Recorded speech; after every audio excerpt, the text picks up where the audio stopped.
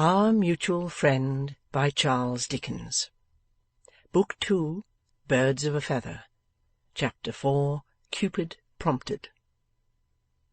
To use the cold language of the world, Mrs. Alfred Lammle rapidly improved the acquaintance of Miss Podsnap. To use the warm language of Mrs. Lammle, she and her sweet Georgiana soon became one, in heart, in mind, in sentiment, in soul. Whenever Georgiana could escape from the thraldom of Podsnappery, could throw off the bedclothes of the custard-coloured phaeton and get up, could shrink out of the range of her mother's rocking, and, so to speak, rescue her poor little frosty toes from being rocked over, she repaired to her friend Mrs. Alfred Lammle. Mrs. Podsnap by no means objected. As a consciously splendid woman, accustomed to overhear herself so denominated by elderly osteologists pursuing their studies in dinner society, Mrs. Podsnap could dispense with her daughter. Mr. Podsnap, for his part, on being informed where Georgiana was, swelled with patronage of the Lammles, that they, when unable to lay hold of him, should respectfully grasp at the hem of his mantle, that they, when they could not bask in the glory of him, the sun, should take up with the pale reflected light of the watery young moon his daughter, appeared quite natural, becoming, and proper. It gave him a better opinion of the discretion of the Lammles than he had heretofore held, as showing that they appreciated the value of the connection. So, Georgiana repairing to her friend, Mr. Podsnap went out to dinner, and yet to dinner, arm in arm with Mrs. Podsnap, settling his obstinate head in his cravat and shirt-collar, much as if he were performing on the Pandean pipes, in his own honour, the triumphal march. See, the conquering Podsnap comes, sound the trumpets, beat the drums.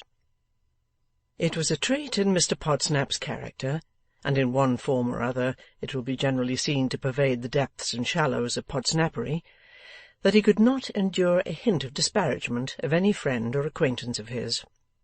"How dare you?" he would seem to say in such a case. "What do you mean? I have licensed this person. This person has taken out my certificate. Through this person you strike at me, Podsnap the Great. And it is not that I particularly care for the person's dignity, but that I do most particularly care for Podsnap's. Hence, if any one in his presence had presumed to doubt the responsibility of the Lammles, he would have been mightily huffed. Not that any one did, for Veneering MP was always the authority for their being very rich, and perhaps believed it. As indeed he might, if he chose, for anything he knew of the matter. Mr. and Mrs. Lammle's house in Sackville Street, Piccadilly, was but a temporary residence. It has done well enough, they informed their friends, for Mr. Lammle when a bachelor, but it would not do now. So, they were always looking at palatial residences in the best situations, and always very nearly taking or buying one, but never quite concluding the bargain. Hereby they made for themselves a shining little reputation apart. People said, on seeing a vacant palatial residence, "The very thing for the Lammles," and wrote to the Lammles about it, and the Lammles always went to look at it. But unfortunately it never exactly answered. In short, they suffered so many disappointments that they began to think it would be necessary to build a palatial residence. And hereby they made another shining reputation, many persons of their acquaintance becoming by anticipation dissatisfied with their own houses, and envious of the non-existent Lammle structure. The handsome fittings and furnishings of the house in Sackville Street were piled thick and high over the skeleton upstairs, and if it ever whispered from under its load of upholstery, "Here I am in the closet," it was to very few ears, and certainly never to Miss Podsnap's. What Miss Podsnap was particularly charmed with, next to the graces of her friend, was the happiness of her friend's married life. This was frequently their theme of conversation. "I am sure," said Miss Podsnap, "Mr. Lammle is like a lover. At least, I should think he was." "Georgiana, darling," said Mrs. Lammle, holding up a forefinger, "take care." "Oh, my goodness me!" exclaimed Miss Podsnap, reddening. "What have I said now?" Alfred, you know,' hinted Mrs. Lammle, playfully shaking her head. 'You were never to say Mr. Lammle any more, Georgiana.' 'Oh, Alfred, then. I'm glad it's no worse. I was afraid I had said something shocking. I'm always saying something wrong to Ma.' 'To me, Georgiana, dearest?' 'No, not to you. You are not Ma. I wish you were.' Mrs. Lammle bestowed a sweet and loving smile upon her friend, which Miss Podsnap returned as best she could. They sat at lunch in Mrs. Lammle's own boudoir. 'And so, dearest Georgiana, Alfred is like your notion of a lover?' 'I don't say that, Sophronia,' Georgiana replied, beginning to conceal her elbows. 'I haven't any notion of a lover. The dreadful wretches that Ma brings up at places to torment me are not lovers. I only mean that Mr.' 'Again, dearest Georgiana?' 'That Alfred' 'Sounds much better, darling.' 'Loves you so. He always treats you with such delicate gallantry and attention. Now, don't he?' 'Truly, my dear,' said Mrs. Lammle, with a rather singular expression crossing her face, 'I believe that he loves me fully as much as I love him.' 'Oh, what happiness!' exclaimed Miss Podsnap.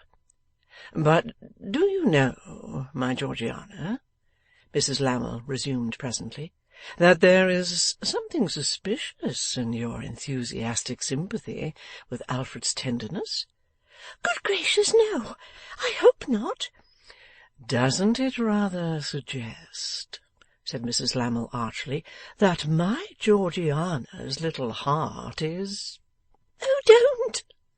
Miss Podsnap blushingly besought her. 'Please don't. I assure you, Sophronia, that I only praise Alfred because he is your husband and so fond of you.' Sophronia's glance was as if a rather new light broke in upon her. It shaded off into a cool smile as she said, with her eyes upon her lunch and her eyebrows raised, 'You are quite wrong, my love, in your guess at my meaning. What I insinuated was, that my Georgiana's little heart was growing conscious of a vacancy.' 'No, no, no,' said Georgiana. 'I wouldn't have anybody say anything to me in that way, for I don't know how many £1,000. In what way, my Georgiana?' inquired Mrs. Lammle, still smiling coolly with her eyes upon her lunch and her eyebrows raised. 'You know,' returned poor little Miss Podsnap, 'I think I should go out of my mind, Sophronia, with vexation and shyness and detestation, if anybody did. It's enough for me to see how loving you and your husband are. That's a different thing. I couldn't bear to have anything of that sort going on with myself. I should beg and pray to have the person taken away and trampled upon.' Ah, here was Alfred. Having stolen in unobserved, he playfully leaned on the back of Sophronia's chair, and, as Miss Podsnap saw him, put one of Sophronia's wandering locks to his lips, and waved a kiss from it towards Miss Podsnap.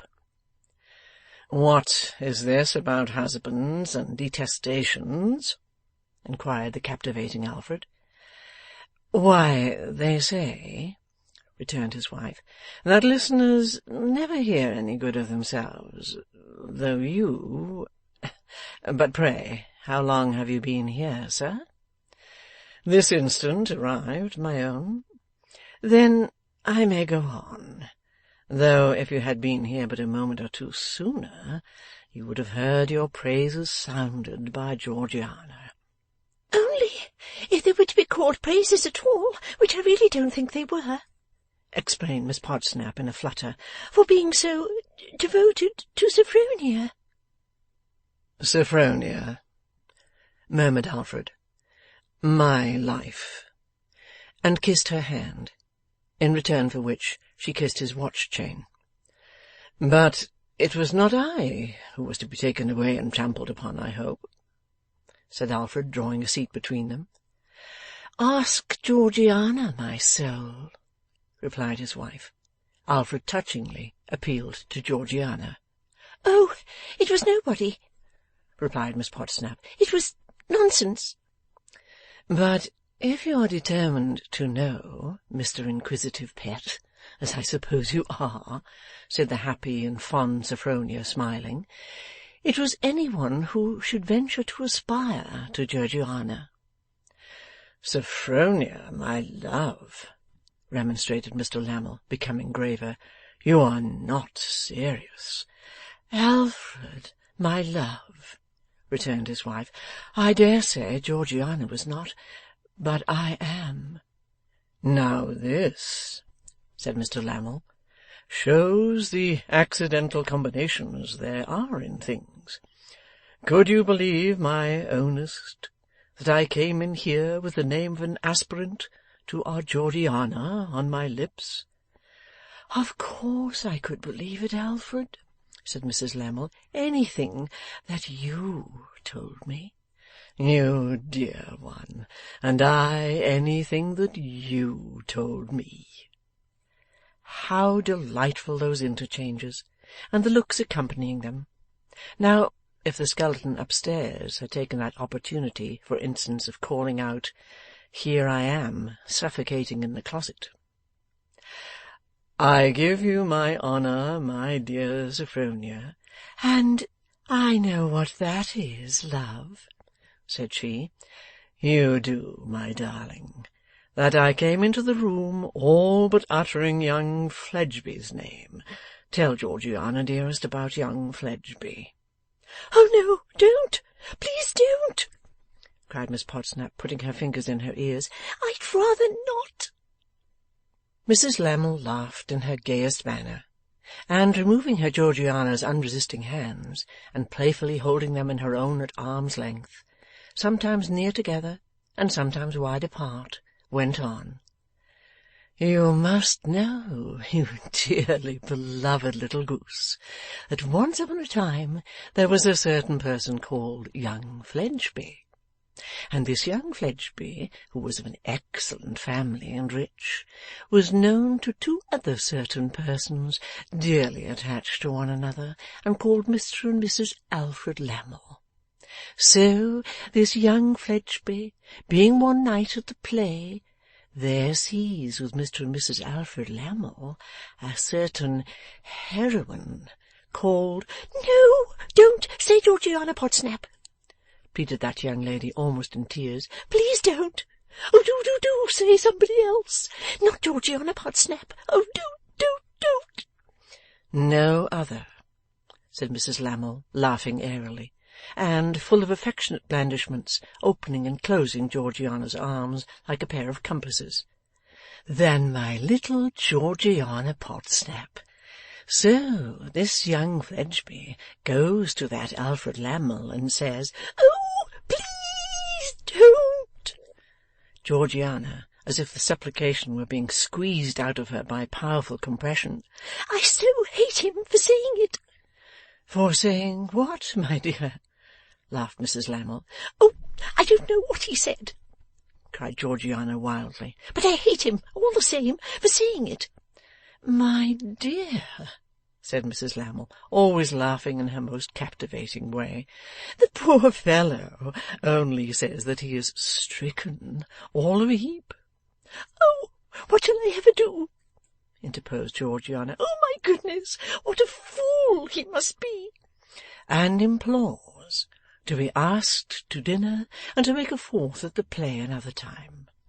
And so he dines to-morrow and goes to the opera with us. That's all. Except my dear Georgiana. And what will you think of this? That he's infinitely shyer than you, and far more afraid of you than you ever were of any one in all your days. In perturbation of mind, Miss Podsnap still fumed and plucked at her hands a little, but could not help laughing at the notion of anybody's being afraid of her. With that advantage, Sophronia flattered her and rallied her more successfully, and then the insinuating Alfred flattered her and rallied her, and promised that at any moment when she might require that service at his hands, he would take young Fledgeby out and trample on him. Thus it remained amicably understood that young Fledgeby was to come to admire, and that Georgiana was to come to be admired. And Georgiana, with the entirely new sensation in her breast of having that prospect before her, and with many kisses from her dear Sophronia in present possession, preceded 6 feet 1 of discontented footmen, an amount of the article that always came for her when she walked home, to her father's dwelling. The happy pair being left together, Mrs. Lammle said to her husband, "If I understand this girl, sir, your dangerous fascinations have produced some effect upon her.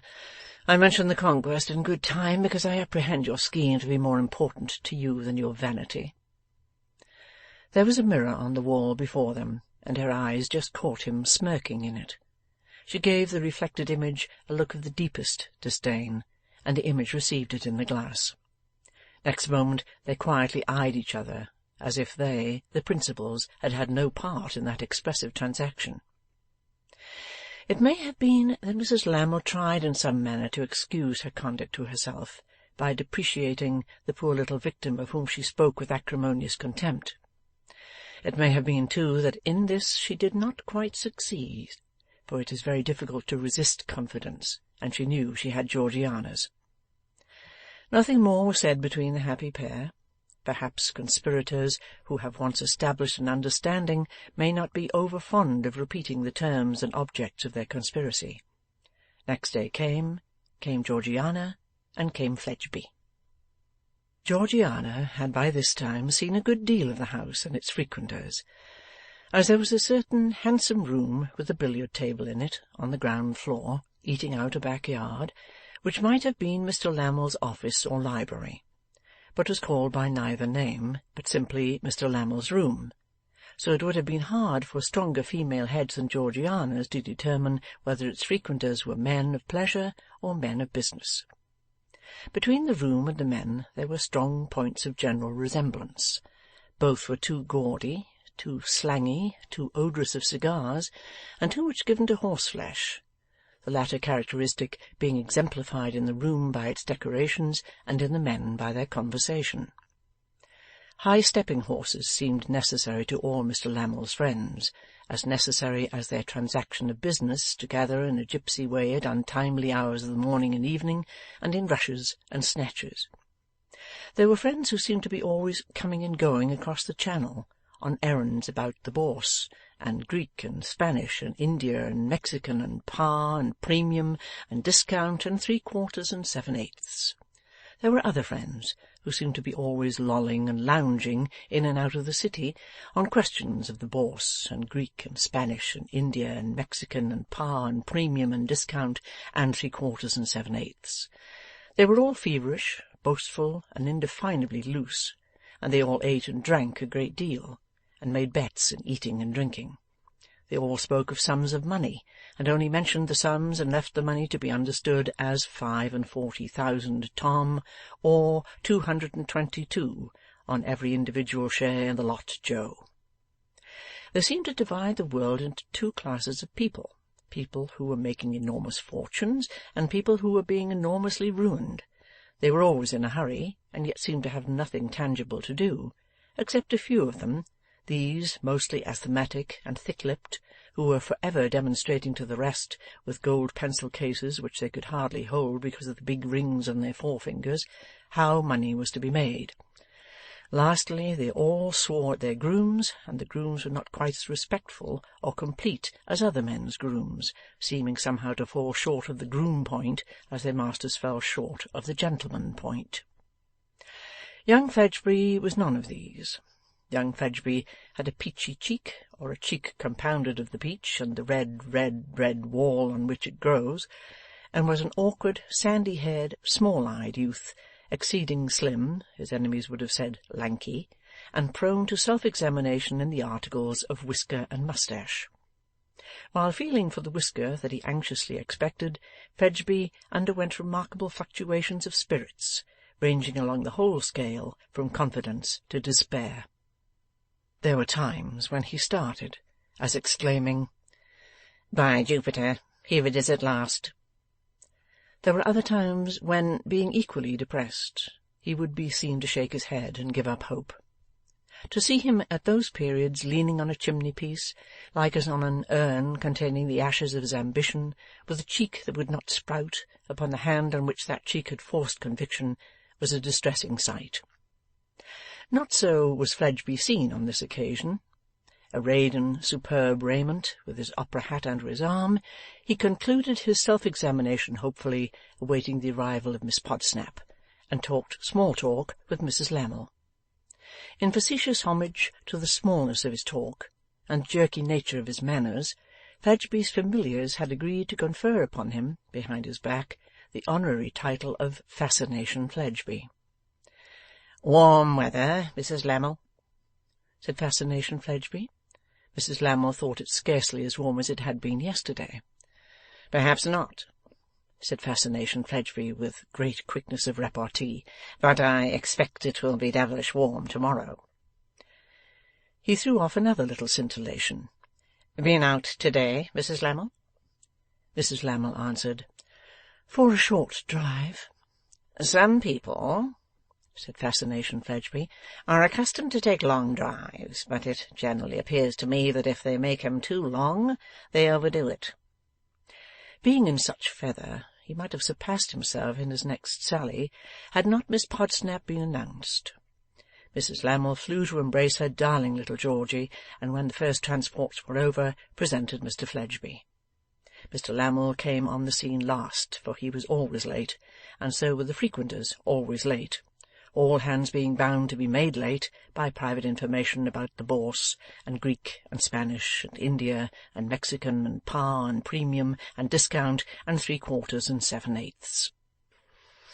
A handsome little dinner was served immediately, and Mr. Lammle sat sparkling at his end of the table, with his servant behind his chair, and his ever-lingering doubts about the subject of his wages behind himself.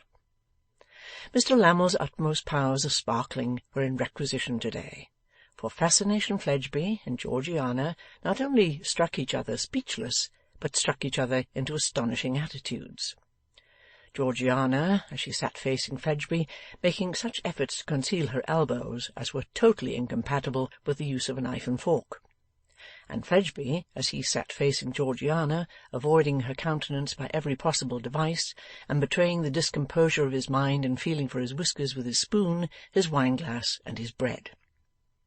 So Mr. and Mrs. Alfred Lammle had to prompt, and this is how they prompted. "Georgiana," said Mr. Lammle, low and smiling, and sparkling all over like a harlequin, "you are not in your usual spirits. Why are you not in your usual spirits, Georgiana?" Georgiana faltered that she was much the same as she was in general. She was not aware of being different. "Not aware of being different," retorted Mr. Alfred Lammle. "You, my dear Georgiana, who are always so natural and unconstrained with us, who are such a relief from the crowd that are all alike, who are the embodiment of gentleness, simplicity, and reality." Miss Podsnap looked at the door, as if she entertained confused thoughts of taking refuge from these compliments in flight. "Now, I will be judged," said Mr. Lammle, raising his voice a little, "by my friend Fledgeby." "Oh, don't!" Miss Podsnap faintly ejaculated, when Mrs. Lammle took the prompt book. "I beg your pardon, Alfred, my dear, but I cannot part with Mr. Fledgeby quite yet. You must wait for him a moment. Mr. Fledgeby and I are engaged in a personal discussion." Fledgeby must have conducted it on his side with immense art, for no appearance of uttering one syllable had escaped him. "A personal discussion, Sophronia, my love? What discussion? Fledgeby, I am jealous. What discussion, Fledgeby?" "Shall I tell him, Mr. Fledgeby?" asked Mrs. Lammle. Trying to look as if he knew anything about it, Fascination replied, "Yes, tell him." "We were discussing then," said Mrs. Lammle, "if you must know, Alfred, whether Mr. Fledgeby was in his usual flow of spirits." "Why, that is the very point, Sophronia, that Georgiana and I were discussing as to herself. What did Fledgeby say?" "Oh, a likely thing, sir, that I am going to tell you everything and be told nothing.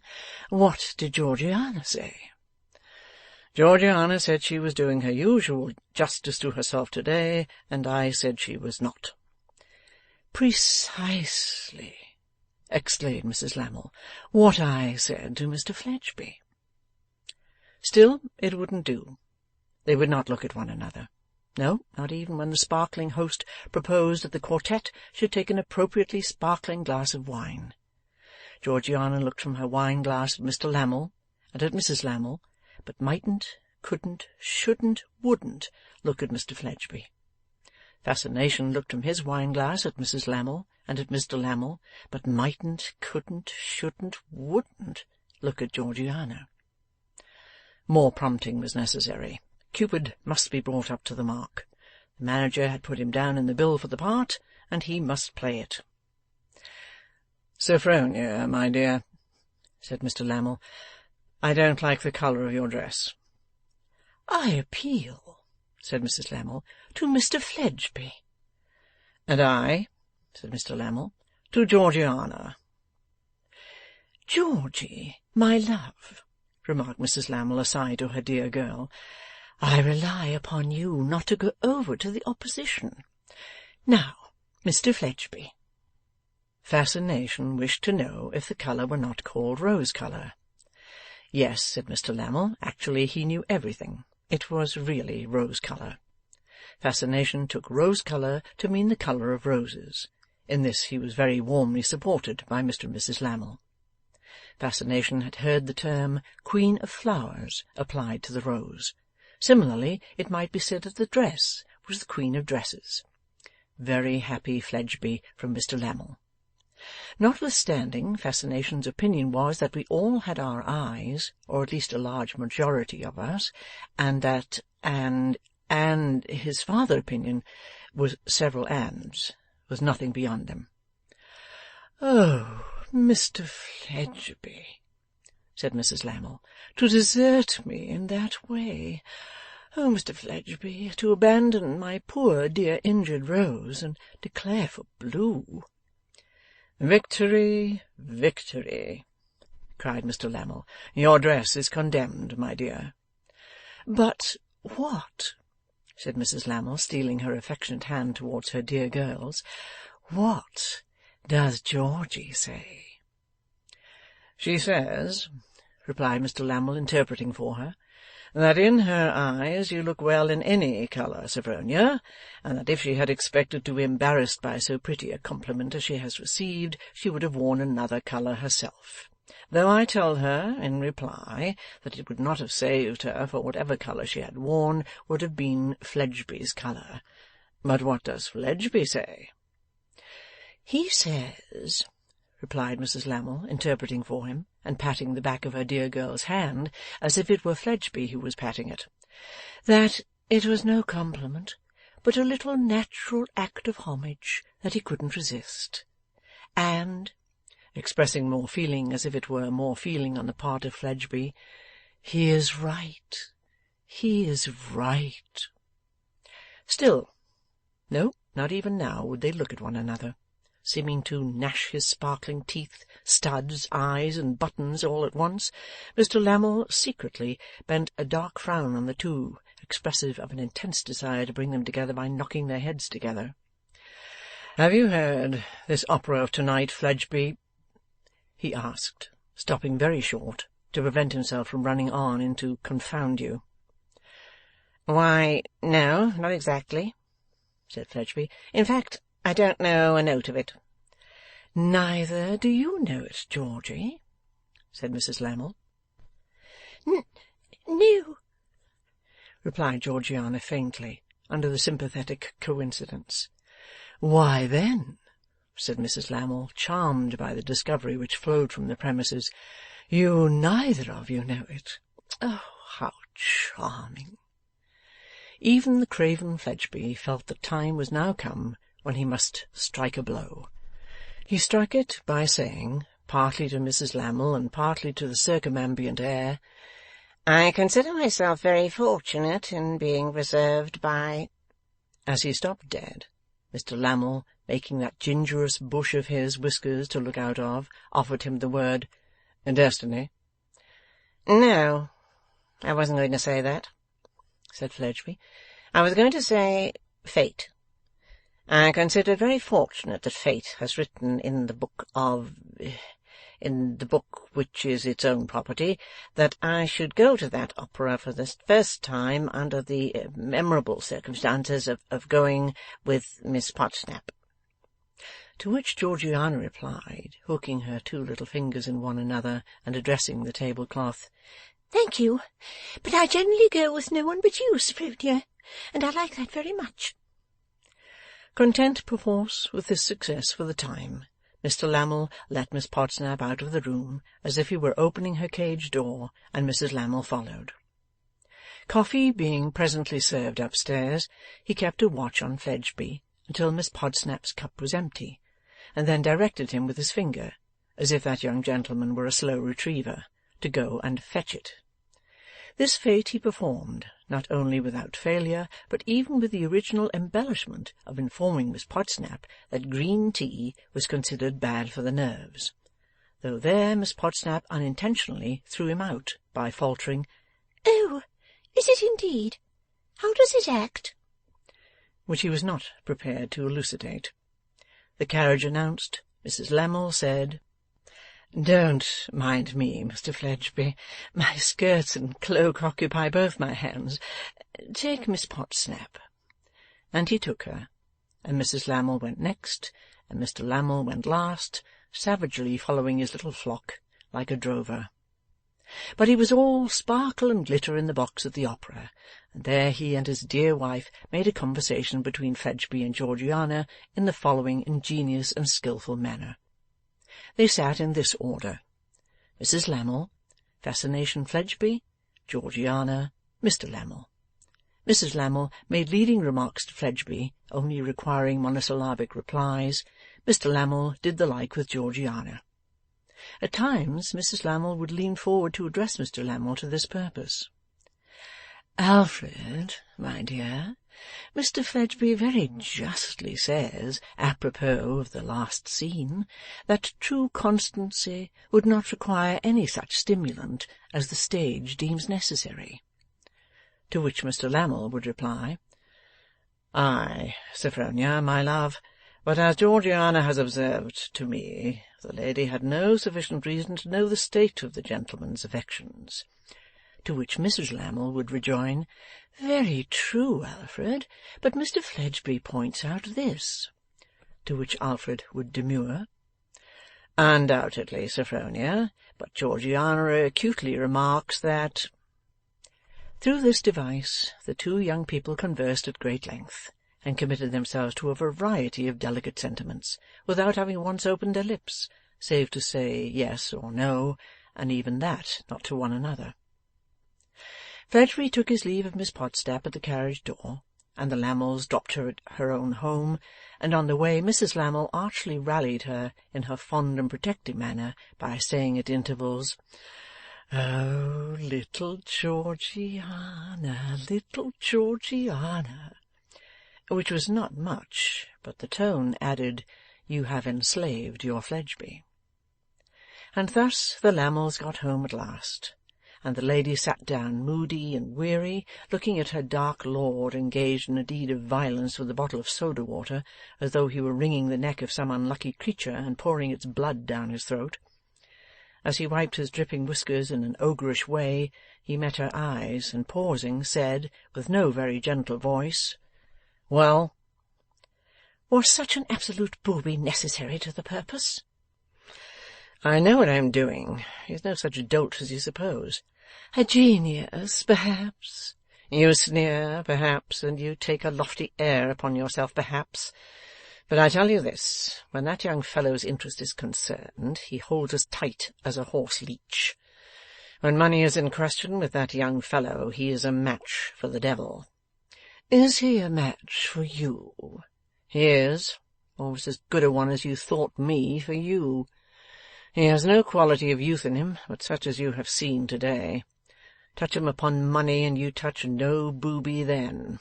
He really is a dolt, I suppose, in other things, but it answers his one purpose very well. Has she money in her own right in any case? Aye, she has money in her own right in any case. You have done so well today, Sophronia, that I answer the question, though you know I object to any such questions. You have done so well today, Sophronia, that you must be tired. Get to bed. End of Book 2, Chapter 4.